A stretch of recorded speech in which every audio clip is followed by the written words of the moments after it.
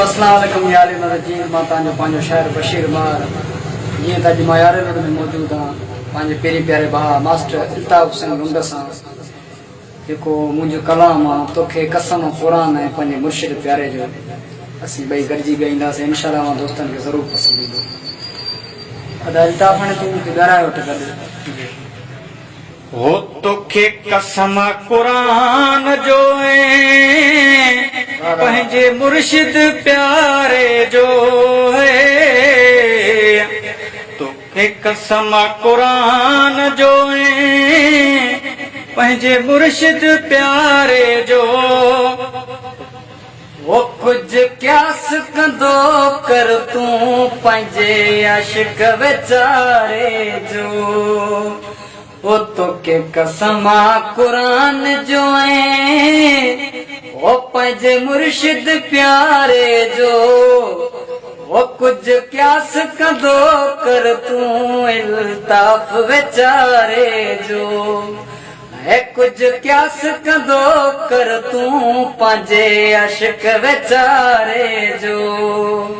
मुंह में सूर सहण जी सघ बिल्कुल न रही आहे मुंह में सूर सहण जी सघ बिल्कुल न रही आहे वो कुछ ख्याल कंदो कर तूं हिन दर्दन मारे जो तोखे कसम कुरान जो वो पंहिंजे मुर्शिद प्यारे जो वो कुछ क्यास कंदो कर तूं अल्ताफ़ वेचारे जो ए कुछ क्यास कंदो कर तूं पंहिंजे आशिक वेचारे जो मूंखे कुड़ी दे मोहब्बत सब अखड़न ते जानी है ओ मूंखे कुड़ी दे मोहब्बत वो सब अखड़न ते जानी है वो आया मोहताज मिठा तुझे थोड़े सहारे जो आया मोहताज मिठा तुझे थोड़े सहारे जो तोखे कसम कुरान जो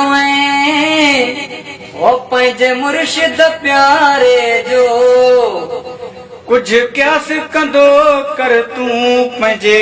आशिक वेचारे जो वो कुछ क्यास कंदो कर तूं अल्ताफ़ वेचारे जो तोखे ॻोठ छतन वारा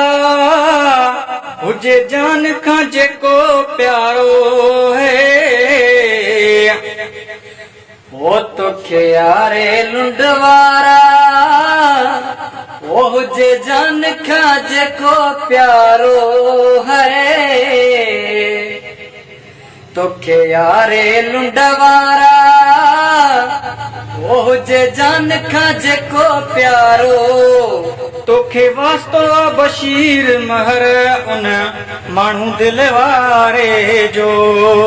वो तोखे वास्तो अल्ताफ़ हुसैन उन माण्हू दिल वारे जो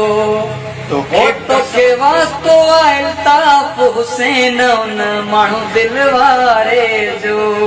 तोखे कसम कुरान जो पंहिंजे मुर्शिद प्यारे जो वो कुछ क्यास कंदो कर तूं पंहिंजे आशिक वेचारे जो